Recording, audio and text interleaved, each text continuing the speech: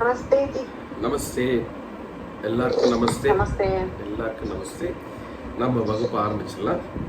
So போன வகுப்பில் நம்ம அர்ஜுனனுடைய ஒரு அற்புதமான நிலையை நாம் பார்த்தோம். அதாவது ஒருவன் சீடனாக வேண்டும் என்றால், ஒருவன் அறிவை பெற வேண்டும் என்றால் அவன் எப்படிப்பட்ட மாணவனாக இருக்க வேண்டும். இன்னைக்கெல்லாம் மாணவர்களுக்கு தகுதி வயசுன்னு வச்சிட்டோம். அது தப்பு இல்லை. ஏதாவது ஒரு ஸ்டேஜ் வேண்டாமா, அது ஒரு ஸ்டேஜ் வச்சுட்டோம். ஸோ ஒரு அடிப்படையாக ஒரு தகுதியை வச்சுட்டோம். வயசு, இந்த வயசுக்கு இருக்கிறவா தான் சேரலாம். அதுக்கப்புறம் அந்த மாணவன் பள்ளியில் சேர்ந்து ஆசிரியரிடம் அறிவை பெற்று அறிவடைந்தவனாக வெளியில வரணும் அப்படின்னா அது பள்ளியிலே சேர்ந்த எல்லா மாணவர்களுக்கும் அமைவது கிடையாது. நீங்க எப்பேற்பட்ட வசதியை வேணா பள்ளிக்கூடத்துல செய்து வைங்க. என்ன சொல்றாங்க இப்போ, ஸ்மார்ட் லேர்னிங் சொல்றாங்க. ஸ்மார்ட் லேர்னிங்னா உங்களுக்கு இருக்கிற டிஜிட்டல் அப்ளையன்சஸ் எல்லாம் யூஸ் பண்ணி அப்படியே வர்ச்சுவலா சில விஷயங்களை காமித்து ஸ்மார்ட் லேர்னிங் அப்படின்றாங்க. இது குழந்தைக்கு ஒரு நல்ல எக்ஸ்பீரியன்ஸை கொடுக்கும். அதனால குழந்தையோட அறிவு மேலும் வளரும் அப்படின்னு சொல்றாங்க. லேர்னிங் மெத்தடாலஜி எப்படிதான் இருந்தாலும், ஏன்னா நம்மளுடைய குருக்கலங்கள் எல்லாம் இருக்கக்கூடிய காலத்துல இந்த மாதிரி ஒரு ஸ்மார்ட் டெக்னாலஜி இருந்ததோ இல்லை. அப்படின்றப்போ மாணவர்கள் எல்லாம் எப்படி இருந்தா, அவெல்லாம் மக்கு பிளாஸ்டரா இருந்தாளா, ஒன்றும் புரியாம இருந்தாளா, எதுவுமே தெரிஞ்சுக்காம வெளியில வந்தாளா? இப்பவும் வேத பாடசாலையில பாருங்க, சாதாரணமாக தான் வகுப்பு நடத்துறான். எந்த விதமான ஸ்மார்ட் டெக்னாலஜி அங்க கிடையாது. அப்போ மெத்தடாலஜி எப்படி வேணாலும் இருந்துட்டு போட்டோம். அந்த மெத்தடாலஜிக்குள்ள வரக்கூடியவர் எப்படி இருக்காருங்கிறது ரொம்ப முக்கியமான விஷயம். எப்படின்னா, முதல்ல அறிவு இல்லைங்கிற அறிவு வேண்டும். இது ஏற்கனவே சொன்னதை நான் மறுபடியும் சொல்றேன். இது ரொம்ப முக்கியமான விஷயம், நம்ம எல்லாருமே புரிஞ்சுக்கணும். இதே விஷயத்தை வேதாந்தத்தில் எப்படி சொல்லப்பட்டு இருக்கிறதுங்கிறதை நம்ம பார்ப்போம். ஸோ அறிவில்லாதவனுக்கு எனக்கு அறிவில்லைங்கிற நினைப்பு முதல்ல வரணும். எனக்கு பிரச்சனையே என்னன்னா அறிவில்லை, அதுதான் என் பிரச்சனையே. அப்போ பிரச்சனையை பத்தி ஒரு தெளிவு அவங்ககிட்ட இருக்கணும். ரெண்டாவது என்னன்னா, இந்த பிரச்சனைக்கு எனக்கு கண்டிப்பாக ஒரு தீர்வு வேண்டும் அப்படிங்கிற ஒரு எண்ணம். பிரச்சனை இருக்குன்றத புரிஞ்சுட்டா போறாது, அதுக்கு ஒரு தீர்வு வேணும் அப்படிங்கிற ஒரு திடமான ஒரு எண்ணம் இது வேணும். மூணாவது என்னன்னா, அந்த பிரச்சனைக்கு தீர்வு என்னால தர முடியாது, அதுக்கு ஒரு நல்ல ஆசிரியரை தேடி நான் செல்ல வேண்டும். சரி, நல்ல ஆசிரியரை தேடி நீ பள்ளிக்கூடத்தில் சென்று விட்டாய். சென்ற பின் என்ன செய்யணும்னா, அந்த ஆசிரியரிடத்தில் சரணாகதி அடைய வேண்டும். உன்னை நீ அந்த ஆசிரியரிடத்தில் சரணாகதி செய்து கொள்ள வேண்டும். இன்னைக்கு யாராவது அப்படி செய்வாளோ? சரணாகதிங்கிறது பொதுவா கல்யாணம் ஆன அப்புறம் ஆம்படையா கிட்ட நடக்கக்கூடிய ஒரு விஷயமா தான் இன்னைக்கு பெரும்பாலான இடத்துல இருக்கு. ஆனா வாழ்க்கையில முக்கியமாக அறிவை தேடி நாம் செல்லுகின்ற பொழுது அந்த சரணாகதி மனப்பான்மை நம்மிடத்தில் வர வேண்டும். ஏன் அந்த சரணாகதி மனப்பான்மை வரமாட்டேங்கிறது அப்படின்னா, நம்ம கிட்ட இருக்கக்கூடிய ஈகோ. இதெல்லாம் பகவான் அடிச்சு தள்ள போறார், அடிச்சு நொறுக்க போறார். வரக்கூடிய ஸ்லோகத்துல பார்த்தேன்னா அவர் ஒரு பாயிண்டா நம்ம பார்க்கும்போது இதெல்லாம் அடிச்சு நொறுங்கி போயிடும். இந்த ஈகோ வச்சுன்னு நம்ம என்ன ஆட்டம் போடுறோம்? அகங்காரம், மமக்காரம், என்னுடையது, நான் அப்படிங்கிறத வச்சுன்னு நம்ம என்ன ஆட்டம் போடுறோம்? அப்ப அப்படிப்பட்ட ஒரு ஈகோ இருக்கக்கூடிய காலகட்டத்தில் எப்படி சரணாகதி அடைய முடியும்? முடியாது. ஏன்னா ஈகோ இருக்கிறவனால் அடுத்தவர்களை ஏற்றுக்கொள்ள முடியாது, அவனால் ஏற்றுக்கவே முடியாது. ஏன்னா நான் தான் பெரிய ஆள் இல்லை. ஒருத்தரை நீ ஏற்றுக்கணும்னா அவளை பெரிய ஆளா பார்க்கலாம். இப்போ இந்த இடத்துல அர்ஜுனன் என்ன பண்ணினான்னா, பகவான் இடத்தில் அற்புதமாக சரணாகதி அடைந்தான். அவன் என்னெல்லாமோ சொன்னான். இந்த குருமார்களாகிய பீஷ்மரையும், பிறகு துரோணாச்சாரியரையும், விதுரரையும், இன்னும் பலரையும் நான் கொல்ல வேண்டுமா? அவர்களை கொன்று எனக்கு கிடைக்கக்கூடிய புகழாகப்பட்டது இரத்தம் கலந்த புகழாக இருக்காதா? அதை எப்படி நான் அனுபவிப்பது? இவர்களை வெல்வதனாலோ அவர்கள் நம்மை வெல்வதனாலோ யாருக்கு என்ன லாபம் இருக்கு? இதுல எது மேன்மை? அதாவது இவர்களை 5வது ஸ்லோகத்துல பார்த்தேன்னா என்ன சொல்றான்? என்னுடைய குருமார்களை கொன்று நான் எப்படி அந்த ராஜ்யத்தை அனுபவிக்க முடியும்? அந்த ராஜ்யத்தை அனுபவிக்கிறதுங்கிறது எப்படிப்பட்டனா, ரத்தம் படிந்த மற்றவருடைய ரத்தம் படிந்த ஒரு பொருளை அனுபவிப்பதற்கு சமானம். 5வது ஸ்லோகத்துல அப்படி சொல்லிட்டு உடனே அவனுக்குள்ள ஒரு சின்ன அறிவு வருது. என்ன அறிவு வருதுன்னா, 6வது ஸ்லோகத்துல கொஞ்சம் மாத்திடுறான். என்ன பண்றான்னா, இவர்களை வெல்லுதல், இவர்கள் நம்மை வெல்லுதல், இவற்றுள் எது நமக்கு மேன்மை என்பது விளங்கவில்லை. சரி, இப்போ ஃபர்ஸ்ட் ஸ்டேஜுக்கு வந்திருக்கான். எனக்கு தெரியலையே. அப்ப என்னன்னா, எது கரெக்ட் எது தப்புங்கிற அறிவு எனக்கு இல்லை. அப்ப அந்த முதல் ஸ்டேஜை புரிஞ்சுக்கிட்டாங்க. அதை புரிஞ்சுக்கிட்டா, எவரை கொன்ற பின் நாம் உயிர் கொண்டு வாழ விரும்புவோமோ அத்தகைய மனிதர்கள் என் முன்னாடி இருக்கிறார்களே, நான் என்ன செய்யறது கண்ணா, எனக்கு ஒன்றும் புரியலையே அப்படின்னு சொல்லி ஒரு அறிவு ஒற்ற நிலையில் வருகிறான். அதுக்கு அடுத்தது என்ன சொல்றான்னா, இந்த சிறுமையாகிய இப்படிப்பட்ட ஒரு கீழ்த்தனமான எண்ணம் வந்ததினால் என்னுடைய இயல்பை நான் இழந்தவனாக இருக்கின்றேன். அவனை பத்தி அவன் சொல்றான், அவன் எப்பேற்பட்ட ஸ்டேட்டஸ்ல இருக்கான். இப்ப அவனை புரிஞ்சுட்டான். அதுக்கப்புறம் என்ன சொல்றான், எது தர்மம் என்பது எனக்கு புரியவில்லையே கண்ணா. எப்படிப்பட்ட அர்ஜுனன் பாருங்க. தர்மத்தை பேசி அர்ஜுனன் வேற ஒரு இடத்துல பகவான் குத்தி காட்டுவார், இன்னும் கொஞ்ச நேரத்துல பார்ப்போம் அர்ஜுனன். அப்படி சொன்ன அர்ஜுனன் பகவான்கிட்ட என்ன சொல்றான், நான் உங்ககிட்ட கேட்கிறேன் கண்ணா, நீ என்ன பண்ண போற? உனக்கு அதாவது எது எனக்கு நல்லதுன்னு உனக்கு தோன்றதோ அதை திடமாக சொல்லிவிடு. இதுதான்ப்பா உனக்கு நல்லது, போய் பண்ணு அப்படின்னு சொல்லிடு, நான் பண்ணிடுறேன். நான் உன்னிடத்தில் சரணடைகின்றேன். எவ்வளவு அழகா சொல்லி முடிச்சிட்டான். எப்படி சரணாகதி ஆயிட்டான். இது வரைக்கும் பகவான் வாயே திறக்கல. நடுவில் ஒரே ஒரு இடத்துல ஒரு ஃப்ரெண்டு மாதிரி 2 வார்த்தை சொன்னான்.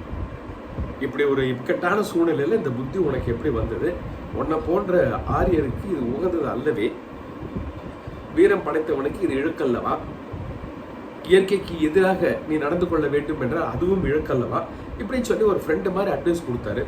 ஆனா அர்ஜுனன் என்ன சொல்லிட்டான், நீ பெரிய ஆளுப்பா, உனக்கு என்ன, என் பிரச்சனையை நீ சரியாவே புரிஞ்சுக்கல போல் இருக்க, நான் சொல்றேன் உனக்கு என் பிரச்சனைய அப்படின்னு சொல்லி ஒரு பிரச்சனையை சொல்லிட்டு அதுக்குள்ள அவனுக்கு புரிஞ்சு போச்சு.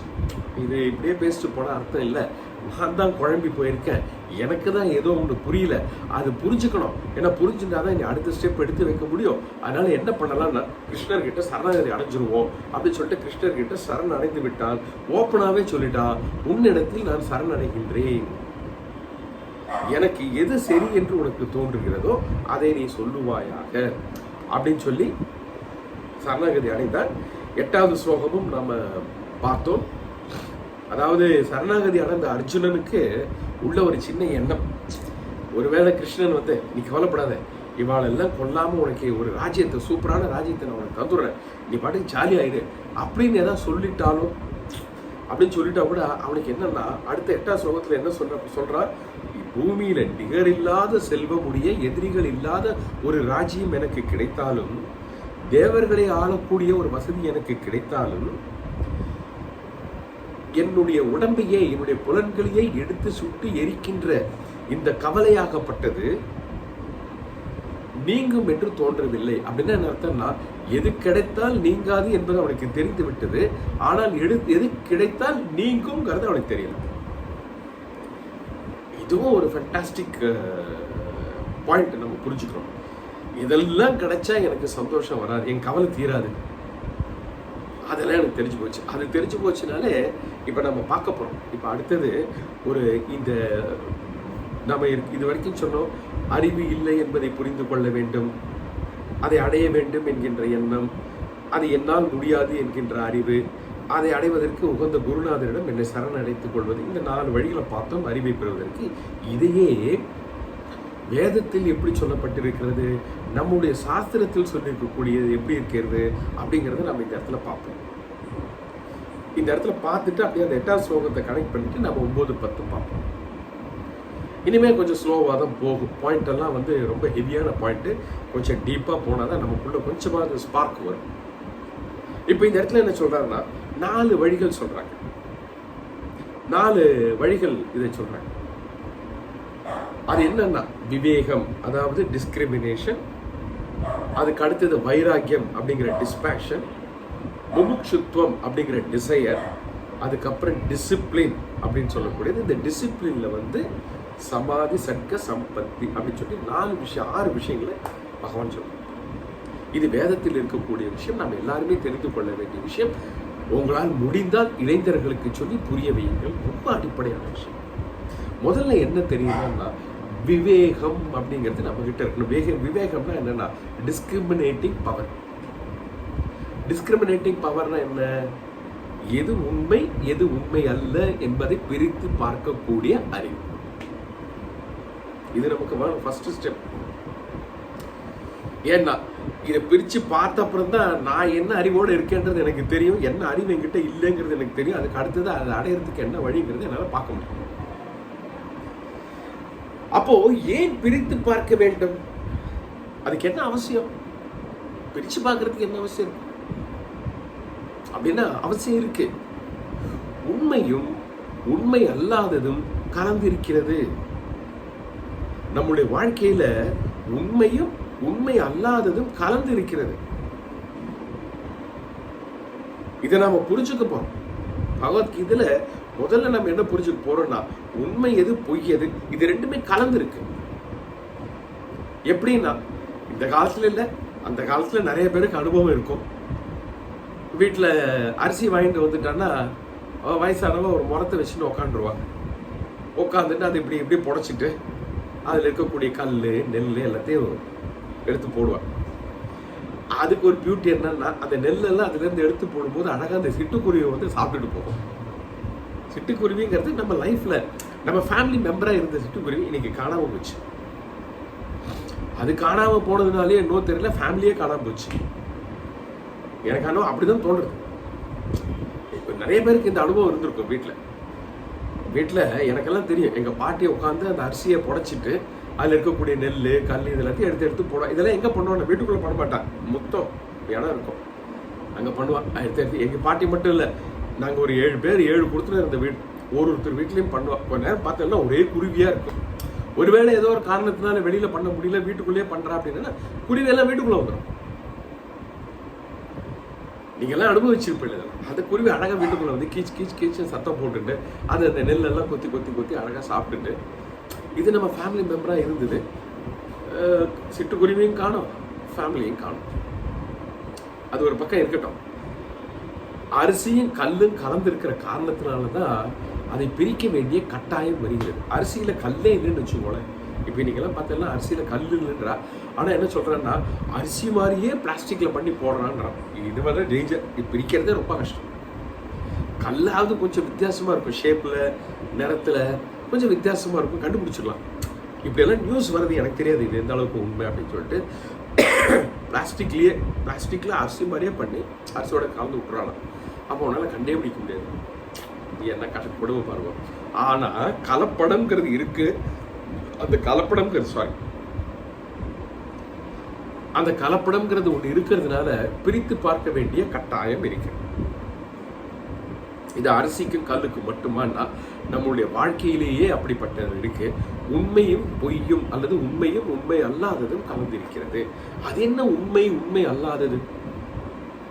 இது ரொம்ப ஒரு இன்ட்ரெஸ்டிங்கான டாபிக், இம்பார்ட்டண்ட்டான டாபிக்.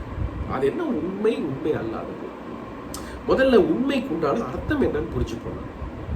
நாம இன்னைக்கு எதை எடுத்தாலும் அவன் உண்மையை பேசுறான், அவன் உண்மையை பேசுறதே இல்லை, அவன் பொய் பேசுறான் அப்படின்லாம் சொல்லிட்டு இருக்கோம். நம்மளை பொறுத்த வரைக்கும் உண்மை என்னன்னா, என்னுடைய அறிவுக்கு எது கரெக்டா இருக்கோ அதுதான் என்னை பொறுத்த வரைக்கும் உண்மை. இப்போ கடவுள் மேல நம்பிக்கை இருக்கிறவா கடவுள் இருக்குன்னு சொல்லும் போது அவன் என்ன சொல்றான்? நான் உண்மையை தான் பேசுறேன்னு. அவளை பொறுத்த வரைக்கும் அது உண்மை. கடவுள் மீது நம்பிக்கை இல்லாதவன் என்ன சொல்லுவான்? கடவுளே இல்லை, நானும் உண்மையை தான் பேசுறேன்னு. நடக்குதோ இல்லையோ, நம்ம பார்த்துட்டு இருக்கோமோ இல்லையோ, இப்ப 2 பேருமே சொல்றாங்க, 2 பேருமே அது உண்மைன்றான். இருக்குன்றவனும் தான் சொல்றது உண்மைன்றான், கடவுள் இல்லைன்றவனும் தான் சொல்றது உண்மைன்றான். இப்ப இதுல உண்மையிலேயே உண்மை எது? உண்மையிலேயே உண்மை எது? அதுதான் நமக்கு ஒரு பெரிய கேள்விக்குறியா இருக்கு. அதை புரிஞ்சுக்கணுமே. அப்படின்றப்போ என்ன வார்த்தைகளை பயன்படுத்துறாங்க சமஸ்கிருதத்துலன்னா நித்திய அனித்திய வஸ்து. நித்திய என்ன என்றும் இருக்கக்கூடியது, அனித்திய அப்படின்னா அதற்கு ஒரு தோற்றம் மறைவு, ஒரு காலத்திற்குள் உட்பட்டது, ஒரு காலத்திற்குள் உட்பட்டது நித்திய அனித்திய வஸ்து. அந்த நித்திய அனித்தியாவை தான் நம்ம என்ன சொல்றோம், உண்மை, உண்மை அல்லாதது. நித்திய வஸ்துங்கிறது உண்மை. அதை பற்றியெல்லாம் இன்னும் டீட்டெயிலாக நம்ம இனி வரக்கூடிய ஸ்லோகங்களை பார்ப்போம். ஆத்மா அப்படிங்கிற ஒரு வார்த்தையை வைத்து நாம் மேலும் நிறைய புரிஞ்சுக்க போறோம். நம்ம ஒரு பகவான் சொல்ல ஆரம்பிச்ச உடனேயே நமக்கு அந்த கருத்துக்குள்ள போயிடும். இன்னும் பகவான் பகவத்கீதையை ஆரம்பிக்கல இது வரைக்கும். இப்போ 8வது ஸ்லோகத்தில் இருக்கும், 9வது ஸ்லோகம் 10வது ஸ்லோகம் வரைக்கும் பார்த்ததுன்னா அவர் இன்னும் பகவத்கீதையை ஆரம்பிக்கல. அதுக்கப்புறம் மெல்ல ஆரம்பிப்பார். மெல்ல ஆரம்பித்து அந்த டெப்போ எடுக்கும்போது தான் நமக்கு ஆஹா ஓஹோ அயோமயமாக இருக்கு. என்னெல்லாமோ சொல்கிறாளே இவன், நாம் என்னெல்லாமோ நினச்சிட்டு இருந்தோமே இவன் என்னெல்லாமோ சொல்கிறாளேன்னு நமக்கு இருக்கு. அப்போ அதுக்குண்டான அஸ்திவாரம் இந்த இடத்துல டிஸ்கிரிமினேஷன் பவர் வேணும்.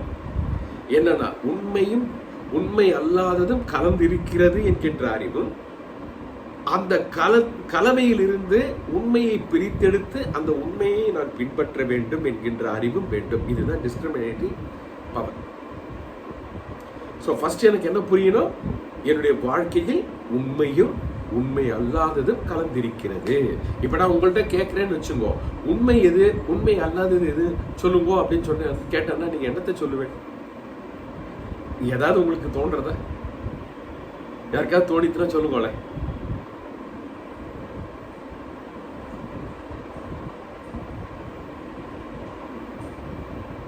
என்னாச்சு, யோசிக்கிறதா?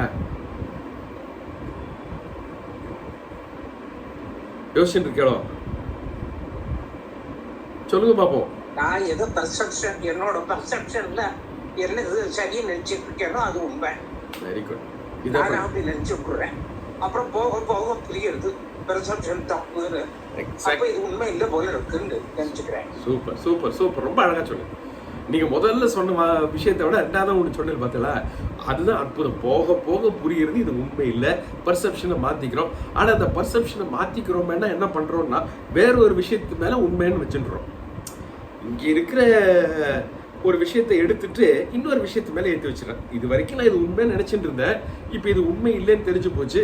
அப்புறம் வேற என்னது உண்மைன்னா இன்னொரு பர்செப்ஷன் புதுசா வருது, இன்னொரு பர்செப்ஷன் புதுசா வருது. ஆனா திட்டவட்டமாக இது உண்மை அல்ல என்று நம்மால் சொல்ல முடியுமான்னா நம்மால சொல்ல முடியாது. இப்போ சார் சொன்ன மாதிரி என்னுடைய பர்செப்ஷன் நானாகவே உருவாக்கி வைத்திருக்கக்கூடியது, என்னை பொறுத்த வரைக்கும் அது உண்மை. அதை பிடிச்சிக்கிட்டு நான் வாழ்ந்துக்கிட்டு இருக்கேன். ஏதோ ஒரு காலகட்டத்தில் அது என்னை காலவாரி விட்டுறது. காலவாரி விட்ட உடனே எனக்கு ஒரு அறிவு வருது, அடடா இதை நம்பி இத்தனை நாளா நாம இதுக்கு பின்னாடி போயிட்டு இருந்தோமே, இவ்வளவுதான இந்த விஷயம், இப்படி தடால் நான் பாதி வழியில விட்டுருத்தேன் அப்படின்னு சொல்லி நம்ம புரிஞ்சுக்கிறோம். புரிஞ்சுன்னு நீ அடுத்தது என்னடான்னு வேற ஏதோ என் கண்ணுக்கு புரியுறது, வேற ஒரு விஷயத்துல ஒரு பர்செப்ஷன் உருவாகிறது, ஒரு அபிப்பிராயம் உருவாகிறது. உடனே அதை பிடிச்சிக்கிறேன், அது உண்மைன்னு சொல்லி. இதுக்கு இந்திய காலகட்டத்தில் ஒரு உதாரணம் சொல்லணும் அப்படின்னா ஒரு ப்ராக்டிஸ் நம்ம வாழ்க்கை இருக்கு, குறிப்பாக இளைஞர்கிட்ட. என்னன்னா ஆஃபீஸ் வேலை ஸ்ட்ரெஸ்ஸு. அதுக்கு என்ன பண்ணலாம்னா வெக்கேஷன் கிளம்பு, வருஷத்துக்கு ஒரு வாட்டி ஏதாவது ஒரு ஊருக்கு போயிட்டு வந்துடலாம். அது இந்தியாவுக்குள்ளேயோ இந்தியாவுக்கு வெளியிலையோ போயிட்டு வந்துடலாம். என்னன்னா ஸ்ட்ரெஸ் பஸ்டர். அதுக்கு அவன் பயன்படுத்தக்கூடிய வார்த்தை என்னன்னா ஸ்ட்ரெஸ் பஸ்டர். அப்படியே ஸ்ட்ரெஸ்ஸை வெடிச்சு செதற வச்சிருவான். ஃபேண்டாஸ்டிக். அது ஒரு வாட்டி சரியாயிடுச்சுன்னா அதோட நிறுத்திக்க வேண்டியதானே. மறுபடியும் அடுத்த வருஷம் பிளான் பண்ணுவான். என்னடா மறுபடியும் பிளான் பண்றேன்னு கேட்டா, விடு அந்த விசிட்டுக்கு அந்த ஸ்ட்ரெஸ் போயிடுது, அதுக்கப்புறம் வேற ஸ்ட்ரெஸ் வந்துருத்தா, அதுக்காக இப்ப இந்த விசிட்டு. அப்ப வருஷம் இவனுக்கு ஒரு ஏதோ ஒரு இடத்துக்கு போக வேண்டியதா இருக்கு. ஏன்னா இவன் எங்க போயிட்டு வந்தாலும் அது விட மாட்டேங்குது. போன இடத்துல கொஞ்சம் நிம்மதி கிடைச்ச மாதிரி இருக்கு, அது உண்மைன்னு நினைச்சிட்டு இருக்கான். ஆகா இங்க இருந்து சுவிட்சர்லாந்து போயிட்டு வந்தானா அப்பா ரிலாக்ஸ்டு, டென்ஷன் எல்லாம் போச்சுப்பா அப்படின்னு நினைச்சிட்டு இருக்கான். திருப்பி வந்து வேலையில ஆரம்பிச்ச உடனே 2வது நாளே இது ஆரம்பிச்சிருக்கு. அப்போ எது கிட்ட போனா என்னுடைய கவலை எல்லாம் போடும், என்னுடைய மன அழுத்தம் போயிடுன்னு நினைச்சு போறானோ, அது கொஞ்ச நேரத்துக்கு அவனுக்கு ஏதோ ஒரு ரிலீஃப் கொடுத்த மாதிரி இருக்கு. திருப்பி இவன் பழைய இடத்துக்கு வந்த உடனே அது ஆரம்பிச்சிருக்கு. நிறைய விஷயங்கள் பகவத்கீதையில நம்ம தெரிஞ்சுக்க போறோம். வாழ்க்கையின் உண்மை என்ன அப்படின்றத பகவத்கீதை எளிமையாக சொல்லக்கூடிய மாதிரி வேறு எந்த ஒரு சாஸ்திரமும் நமக்கு சொல்ல முடியாது.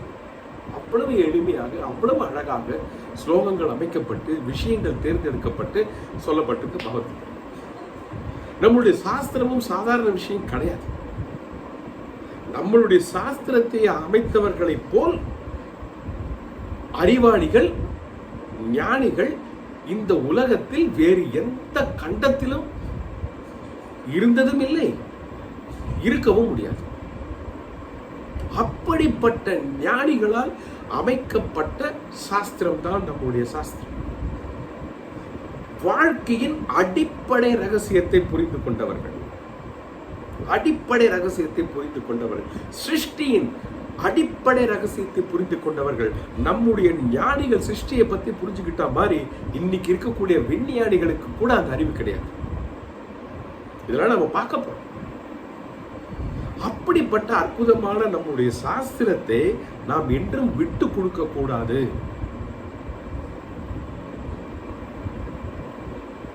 அதை தவறாக பேசுபவர்களுக்கு நாம் இடம் கொடுக்கவும் கூடாது. ஏன்னா அவ்வளவு விஷயம் அதுல பொதிச்சு கிடக்கு. குழந்தைங்க கிட்ட எல்லாம் கொண்டு போய் சேர்க்கணும்.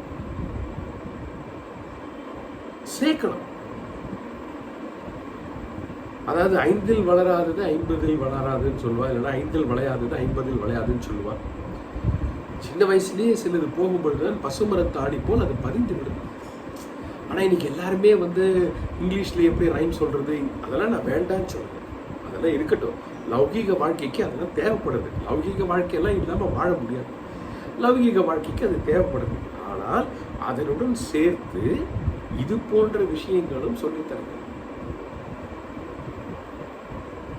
அதனால்தான் நான் எப்போவுமே சொல்லுவேன், பகவத்கீதை வகுப்பு சின்ன கிளாஸ்ல இருந்து எடுத்துடணும். அது ஒரு சப்ஜெக்டா வச்சு அவளுக்கு எடுத்துன்னு போகணும். இது மதம் சார்ந்தது அல்ல, மனித வாழ்க்கை சார்ந்தது. மதம் சார்ந்ததே அல்ல. மதத்துக்கும் பகவத்கீதைக்கும் எல்லா அளவும் சம்பந்தம் கிடையாது. அப்ப இது என்னன்னா சின்ன, அதாவது என்ட்ரி லெவல் ஒரு 5ஆம் கிளாஸ்ல இருந்து இதை ஆரம்பிச்சோம் பகவத்கீதை. இது என்ன ஒரு ஸ்லோகமும் நிறைய பெற்றோர்கள் கூட என்ன நினைக்கிறாங்கன்னா, அவங்க குழந்தைங்க பகவத்கீதை ஸ்லோகத்தை மனப்பாடம் பண்ணி ஏதோ ஒரு காம்படிஷன்ல போய் சொல்லிட்டு பிரைஸ் வாங்கிட்டு வந்துட்டானா ஆஹா ஓஹோன்றாங்க. அதை நான் தவறுன்னு சொல்லலை, பட் அதோட நிறுத்தாதீங்கோ. ஒரு ஸ்லோகத்தினுடைய அர்த்தம் அந்த குழந்தைக்கு புரிய என்னன்னா, அந்த குழந்தைக்கு கிடைக்கக்கூடிய ஒரு அற்புதமான வாழ்க்கையை விட வேற யாருக்கும் கிடைக்காது. அப்போ ஒரு பெற்றோர்களாக நீங்க என்ன செய்றீங்கன்னா, உண்மையிலேயே உங்களுடைய குழந்தைக்கு ஒரு நல்ல வாழ்க்கையை நீங்கள் ஏற்படுத்தி கொடுக்கிறீர்கள். நிறைய பெற்றோர்களுக்கு புரிய மாட்டேங்குது. நான் எதெல்லாம் செஞ்சு செஞ்சு செஞ்சு என் துன்பம் தீர மாட்டேங்கிறதோ அதையே தான் என் குழந்தைய செய்ய சொல்றேன். எனக்கே நான் செஞ்சதுல இருந்து விடுதலை கிடைக்கல, இனி என் குழந்தையும் அதையே செய்ய சொல்றேன். என்னன்னா, இவன் படிச்சு டிகிரியை வாங்கி வேலைக்கு போய் சம்பாதிச்சு, இந்தியாவில் வெளிநாட்டில் சம்பாதிச்சு எல்லாம் பண்ணி அவ்வளோ பணத்தையும் சம்பாதிச்சு எல்லாத்தையும் பண்ணிட்டு அவனுக்கு நிம்மதி இல்லை. இவன் குழந்தைக்கு என்ன சொல்றான், நல்லா படி நிறைய மார்க் வாங்க. ஏன்னா நல்லா படிச்சாதான் நல்ல உத்தியோகம் கிடைக்கும். அந்த குழந்தைக்கு கொஞ்சம் புத்தி இருந்து திருப்பி கேட்டுன்னு வச்சுக்கோ, ஏன்பா உனக்கு கூட நல்ல உத்தியோகம் கிடைச்சிருக்க, பட் ஏன் எப்பப்பா டென்ஷனா இருக்க, சிரிக்கவே மாட்டேங்கிறியே, சுள்ளு விழறிய, அம்மா கிட்ட சண்டை போடுறேன், என்கிட்ட சண்டை போடுறேன், ஏன்பா நீ நல்லா தானே படிச்ச, நல்ல வேலை அப்படியே நீ நிம்மதியா இருக்க மாட்டேங்கிறேன்னு அந்த குழந்தை திருப்பி கேட்டு கொடுத்துனா ஒரு அப்பாவாலே பதில் சொல்ல முடியாது. ஒரு அப்பாவாலே பதில் சொல்லவே முடியாது. சமாளிக்கிறதுக்கு ஏதாவது சொல்லணும். இதுல நிறைய பெற்றோர்கள், நான் கஷ்டப்படுற மாதிரி நீ கஷ்டப்படக்கூடாது, சந்தோஷம், நல்ல எண்ணம். ஆனா நான் கஷ்டப்படுற மாதிரி நீ கஷ்டப்படக்கூடாதுன்னு சொல்லிட்டு நீ அந்த குழந்தைய எந்த வழியில அனுப்புற, நீ எந்த வழியில போய் கஷ்டப்பட்டு இருக்கியோ அதே வழியில அந்த குழந்தைய அனுப்புற. ஏதாவது வழியை மாத்திரியா? எண்ணம் நல்லா இருக்கு, நான் கஷ்டப்பட்ட மாதிரி என் குழந்தைங்க கஷ்டப்படக்கூடாது. நல்ல எண்ணம், உயர்ந்த எண்ணம், ஒரு பெற்றோருக்கு இருக்கக்கூடிய அற்புதமான எண்ணம். ஆனா அதுக்காக நீ என்ன பண்ற, மாத்தி ஒண்ணுமே பண்ணலையே, அதே வழியில் தான் அனுப்புறேன். அப்ப அது எப்படி வேற மாதிரி வாழ முடியும்? அதுவும் அதே துன்பக்கடலில் மூழ்கும், அதுவும் அதே ஸ்ட்ரெஸ்ன்னு ஓடும். இப்பெல்லாம் ஸ்கூல் படிக்கிற குழந்தைங்களுக்கே ஸ்ட்ரெஸ் வந்துடுது. எக்ஸாம் ஸ்ட்ரெஸ்ஸுங்கிறான், ப்ராஜெக்ட் ஸ்ட்ரெஸ்ஸுங்கிறான், இதில் வேற காம்படிஷன், என்னை விட அவன் நல்லா மார்க் வாங்குறாள், அவன் நல்லா டான்ஸ் ஆடுறான், உடனே என் குழந்தையும் சேரு டான்ஸ் ஆடுறதுக்கு, அவன் நல்லா பாடுறான், உடனே அவளையும் சேரு பாடுறதுக்கு, அவன் நல்லா டிராயிங் போடுறான், உடனே சேரு டிராயிங் போடுறதுக்கு. என்ன பாடாப்படுத்துவோம் அந்த குழந்தைங்களை? எந்த ஒரு ஒரு புரிதலும் இல்லாமல், எந்த ஒரு இலக்கும் தெளிவாக இல்லாமல் என்ன பண்றோம்? நாம எதையோ உண்மைன்னு நினைச்சுட்டு இருக்கோம். அந்த உண்மை, அதை தான் உண்மைன்னு நினைச்சுக்கிட்டு நம்ம அதை பிடிச்சிக்கிட்டு இருக்கோம். நம்ம வாழ்க்கையை கொஞ்சம் சிந்திச்சு பார்த்தோம்னால, இப்போ சார் சொன்ன மாதிரி, சந்திரசேகர் சார் சொன்ன மாதிரி, நான் ஏதோ ஒரு பர்செப்ஷனில் அதுதான் உண்மைன்னு நினச்சிக்கிட்டேன். ஆனால் ஒரு காலத்தில் எனக்கு புரிய வருது அது உண்மை இல்லைன்ட்டு. அப்போ நம்ம வாழ்க்கை அனுபவத்திலேருந்து நம்ம தெரிஞ்சுக்கிட்டு குழந்தையோட வாழ்க்கை பாதையை கொஞ்சம் மாற்றணுமா வேண்டாமா? அப்போது இந்த பகவத்கீதையில் இப்படிப்பட்ட அற்புதமான விஷயங்கள் நாம் பார்க்க போகிறோம். அந்த உண்மை எது, உண்மை அல்லாதது எது அப்படிங்கிறத நம்ம பின்னாடி பார்ப்போம். ஆனால் இப்போ என்ன புரிஞ்சுக்க போகிறோம்னா, அந்த டிஸ்கிரிமினேஷன் பவர் வேணும், விவேகம் என்று சொல்லக்கூடிய விஷயம் உண்மையும் உண்மை அல்லாததும் கலந்திருக்கிறது. நான் பொய்ன்னு சொல்ல வரல, நான் பொய்ங்கிற வார்த்தையை பயன்படுத்தவில்லை, உண்மை அல்லாதது. உடனே நம்ம லாஜிக்கலாக பேசக்கூடாது. சார் அது உண்மை இல்லைன்னா அது பொய் தானே அப்படின்னா, இல்லை, உண்மை இல்லாததுன்னா அதுக்கு அர்த்தம் வேறு. உண்மை இல்லாதது, பொய்னா அதுக்கு ஒரு அர்த்தம் வேறு. அதெல்லாம் நம்ம பின்னாடி பார்ப்போம். அந்த வார்த்தைகளுக்கு உண்டான சரியான அர்த்தங்களை நான் பார்ப்போம். ரெண்டாவது என்ன வேணும்னா, நமக்கு வைராகியம்னா நம்ம தமிழில் பயன்படுத்தக்கூடிய வைராகியம் கிடையாது, டிஸ்பேஷன். நம்ம தமிழில் பயன்படுத்தக்கூடிய வைராகியம், இங்கே சொல்லக்கூடிய வைராகியம் எக்ஸாக்ட்லி ஆப்போசிட். தமிழில் நம்ம எப்போ பயன்படுத்துகிற வைராகியம்ன்ற வார்த்தை, ஒரு விஷயத்தில் அவனுக்கு அதீதமான பிடிவாதம் இருந்தால், ஆனால் அவனை போல ஒரு வைராகியம் இருக்கிறவனை பார்க்க முடியாதுப்பா. நினச்சதை செஞ்சு முடிச்சிடுறான், பிடிச்சபடி தான் விட மாட்டேங்கிறான். இது தமிழில் நம்ம வைராகியம் பண்ணுறோம். ஆனால் இந்த இடத்துல என்னன்னா, வைராகியம் சொன்னா டிஸ்பேஷன். என்ன அர்த்தம்? பற்று இல்லாத நிலை. எதில் மீது பற்று இல்லாத நிலை? எது இன்பத்தை தருமோ அதன் மீது பற்று இல்லாத நிலை. என்னங்க இது, கடைசியில் பகவத்கீதை இப்படி ஒரு வார்த்தையை சொல்லிட்டு, இன்பத்தை தரக்கூடிய விஷயத்துல பற்று இல்லாமல் இருக்கணுமா அப்படின்னா, இந்த இன்பத்துல, இந்த இன்பம்ங்கிற வார்த்தைக்கு ஆங்கிலத்தில் ஒரு வார்த்தையும் சமஸ்கிருதத்தில் ஒரு வார்த்தையும் பார்ப்போம். ஆங்கிலத்தில் ப்ளஷர் அப்படின்னு சொல்லுவோம், சமஸ்கிருதத்தில் இது வந்து மோகம் சொல்லுவோம். போகம் அப்படின்னு சொல்லலாம், போகம். அதாவது தமிழில் சொல்லக்கூடிய சிற்றின்பம். அப்போ பெரிய இன்பம் இருக்கான்னா, பெரிய இன்பம் இருக்கே. அந்த பேரின்பம் தான் இறை அருள். இறைவனிடத்தில் இருக்கக்கூடிய பட்டு தான் பேரின்பம். பாக்கி எல்லா விஷயத்திலும் நமக்கு இருக்கக்கூடிய பற்று சிற்றின்பம். ஏன்னா அதெல்லாம் கொஞ்ச காலத்துக்கு தான் இருக்கு, அதாவது அதுக்கு பேர் சிற்றின்பம். உங்களுக்கே நல்லா புரிஞ்சிருக்கும். இதெல்லாம் நான் ரொம்ப விளக்கி சொல்றதை விட, உங்க வாழ்க்கை அனுபவத்தை எடுத்து பார்த்தாலே உங்களுக்கு தெரியும். எல்லா இன்பமுமே ஒரு காலத்துல கிடைக்கிறது, இன்னொரு காலத்துல அதுவே தொல்லையா மாறிடுது. எவ்வளவு பேர் கல்யாணம் பண்ணிக்கினா வாழ்க்கை பிரச்சனை போயிடுன்றா. கொஞ்ச நாளைக்கு நல்லா தான் இருக்கு, அதுக்கப்புறம் அதுவே பிரச்சனையா மாறிடுது. எப்ப பாரு சண்டை சச்சரவு. அப்புறம் குழந்தை வந்தா எல்லாம் சரியா போயிடும் அப்படின்ட்டு குழந்தைய பத்தினா, ஆரம்பத்துல அந்த குழந்தை நல்லா தான் இருக்கு, அது பேசுற மழையில அது செய்யற சாட்டியெல்லாம் நல்லா தான் இருக்கு, சின்ன குழந்தை தானே அப்படின்னு விடுறோம். அது வளர என்ன ஆகுதுன்னா, அது ஒரு தலைவலியா எடுத்து, இந்த சனியில் எங்கிருந்து வந்து எனக்கு பிறந்ததுன்றோம். வேலைக்கு போனால் வாழ்க்கை சூப்பராக இருக்குன்றோம். வேலைக்கு போய் கொஞ்ச நாள்லயே பார்த்தோன்னா நொந்து போடுறேன், வேற கம்பெனி தேடலாமான்ட்டு. இவன் ரிட்டையர் ஆகிறதுக்குள்ள கம்பெனி தேடி மாறியே காலம் போயிருக்கு. அப்போ ரிட்டையர் வாழ்க்கையாவது நிம்மதியாக இருக்கலாம். ஒரு மேனேஜரோட பிடுங்க இல்லை, ஒன்றும் இல்லை. ஆற்றுல வந்து கையை காலை நீட்டிட்டு மெதுவாக எழுந்திருப்போம். நல்ல ஒரு டிகிரி காஃபி நின்று உட்காந்து அமர்க்கலமாக சாப்பிடலாம். அதுக்கப்புறம் அப்படி ரிலாக்ஸ்டாக இருப்போம்.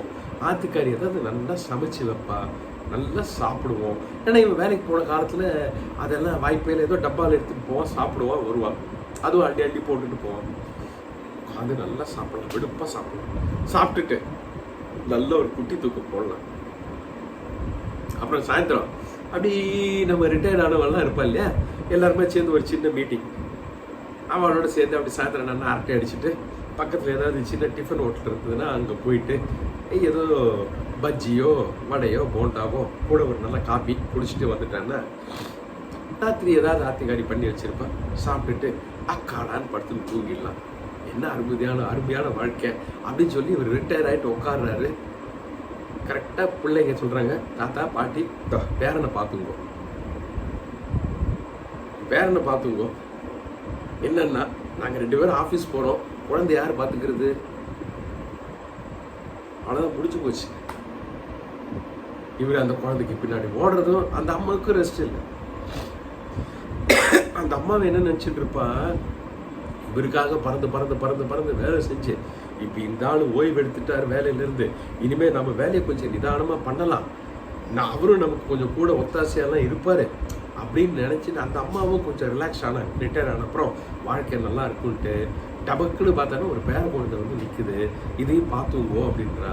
இப்போ என்னென்ன ஆச்சுன்னா, அந்த பேர குழந்தைக்கு பின்னாடி ஓடுறது வர்றது, அப்புறம் அது ஸ்கூலுக்கு கொண்டு போய் விடுறது, ஸ்கூல்லேருந்து கூட்டிகிட்டு வருது.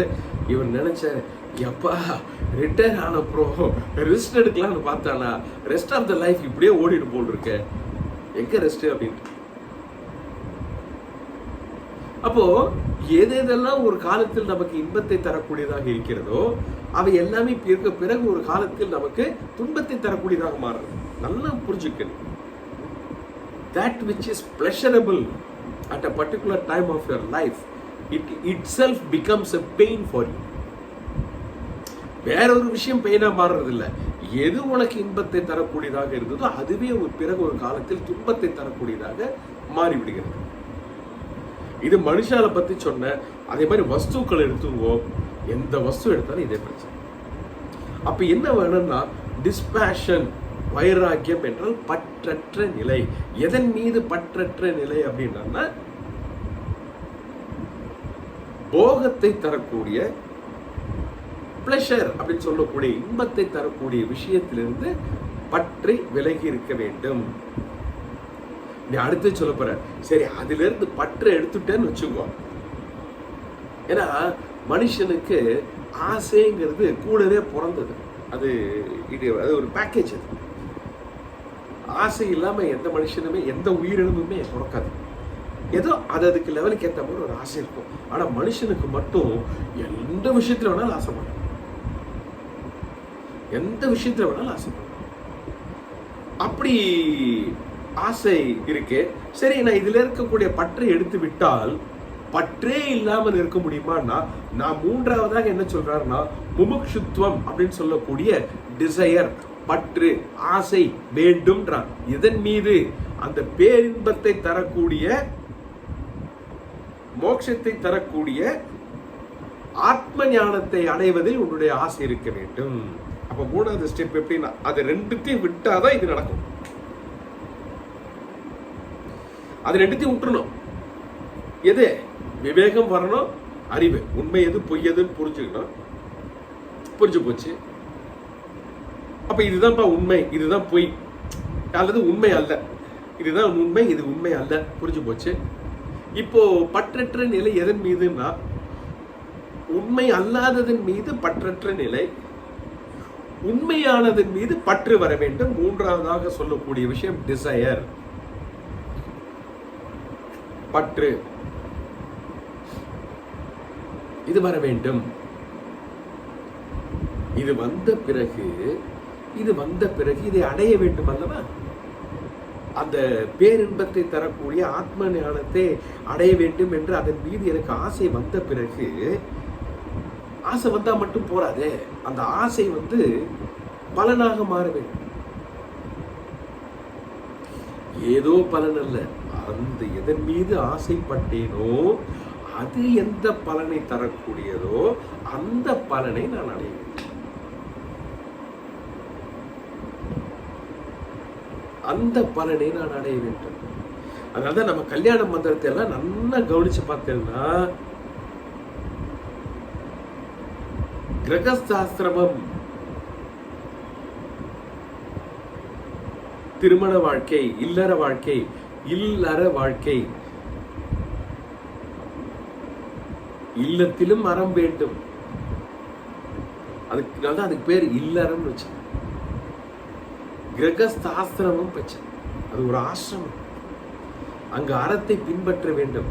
நம்முடைய கல்யாண மந்திரத்தை கல்யாணம் பண்ணும்போது நம்முடைய சாஸ்திரிகள் அந்த மந்திரத்தை எல்லாம் சொல்லும்போது, சப்தபதியை பத்தி பேசும்பொழுதும் ஒரு விஷயங்களை அருந்ததியை காற்றி அம்மியை மிதித்து இதெல்லாம் என்ன வச்சான்னா அதனுடைய அர்த்தம், அந்த சம்ஸ்கிருத வார்த்தையினுடைய அந்த சம்ஸ்கிருதத்தை அர்த்தம் தெரியல நமக்குங்கிறதுனால அது என்னன்னு புரியல. ஆனால் அது அப்சல்யூட் ஃபேண்டாஸ்டிக் கம்யூனிகேஷன். ஒரு இல்லற தர்மம் என்றால் என்ன, அதில் இருவருடைய பங்கு என்ன, கணவனாகப்பட்டவன் எதை செய்ய வேண்டும், மனைவியாகப்பட்டவள் எதை செய்ய வேண்டும், எதை செய்யக்கூடாது, எப்படிப்பட்டவர் போல் நாம் வாழ வேண்டும், அதுக்கு உதாரணத்தை எதை காட்ட வேண்டும். நீ சும்மா வெளியில போயிட்டு அம்மி மேய்ச்சிட்டு அருந்ததி பார்த்துட்டு அவனு வெளில போயிட்டு பார்த்துன்னு வருவான். முதல்ல அருந்ததினா அவனுக்கு என்னன்னு தெரியாது. இவாளும் சொல்லுவான் போய் பார்த்துட்டு வருவான், அவனும் போய் பார்த்துட்டு வருவான். பார்த்தல அவன் பார்த்தேன், அடுத்த கேள்வி கேட்க மாட்டார் வாத்தியார். ஏன்னா அவருக்கு தெரியும், ஏன்னா எனக்கு ஒழுங்கா பதில் சொல்லுவான் பையன், அதனால கேட்க மாட்டார். பார்த்துட்டியோ இல்லையோ, பார்த்துட்டேன், முடிஞ்சு போச்சு. ஆனா அதுக்குள்ள அவ்வளவு அர்த்தம் பொதிஞ்சிருக்கு. ஒரு இல்லற வாழ்க்கை எப்படி அமைய வேண்டும் என்பதற்கு உண்டான அற்புதமான அர்த்தம் பொதிந்து இருக்கக்கூடியதுதான் அந்த திருமண மந்திரங்கள். சோ அது ஒரு திருமணம்ங்கிறது திருமணம் அப்படின்னா இறைவனை அந்த இடத்தில் சேர்க்கிறார். இல்லறம், அந்த இல் என்பது வீடு, அந்த வீடு அறத்தின் அடிப்படையில் நடக்க வேண்டும். இன்னைக்கெல்லாம் கல்யாணம் நினைச்சுக்கிட்டா ஒரு ஆம்பளை பொம்பளை சேர்ந்து இருக்கிறதுக்கு பேர் கல்யாணம் நினைச்சுக்கிட்டோம். இல்ல, ஒரு ஆணும் பெண்ணும் ஏன் சேர்ந்து இருக்க வேண்டும், அதற்கு ஏன் ஒரு சடங்கு, அந்த சடங்கு சொல்லக்கூடிய விஷயங்கள் என்ன, இதெல்லாம் நமக்கு புரியலங்கிறதுனால என்ன ஆயிடுது அப்படின்னா திருமணம் அப்படிங்கிறது இல்லை, கல்யாணம். கல்யாணம்ங்கிறது ஒரு சாதாரண வார்த்தை. மங்களகரமான எல்லா நிகழ்ச்சிக்கும் கல்யாணம் என்பது பெயர். நாம திருமணம்ங்கிறது திருமணம்ங்கிற வார்த்தையை போடணும். திருமண மண்டபம் தான் கரெக்டான வார்த்தை. கல்யாண மண்டபம் போட்டானா மங்களகரமான எந்த நிகழ்ச்சிகள் வேண்டுமானாலும் நம்ம இங்க நடக்கலாம். திருமணங்கள் மட்டுமே நடக்கக்கூடிய இடத்தை திருமண மண்டபம் சொல்லலாம். ஸோ அதை எப்படி இருந்து போட்டோம். அப்போ எவ்வளவு அர்த்தம் வாய்க்கிறதுங்கிறத நான் சொல்றேன். அப்போ அந்த ஆசை எதில் இருக்க வேண்டும் என்றால் அந்த பேரின்பத்தை தரக்கூடிய, ஏன்னா இவன் இல்லற வாழ்க்கையை இல்லத்தை அறத்துடன் சேர்த்து நடக்கின்ற பொழுதுதான் அடுத்த ஆசிரமமாக இருக்கக்கூடிய வர்ணாசிரமத்திற்கு, அதாவது வானப்பிரஸ்தத்திற்கு செல்ல முடியும்.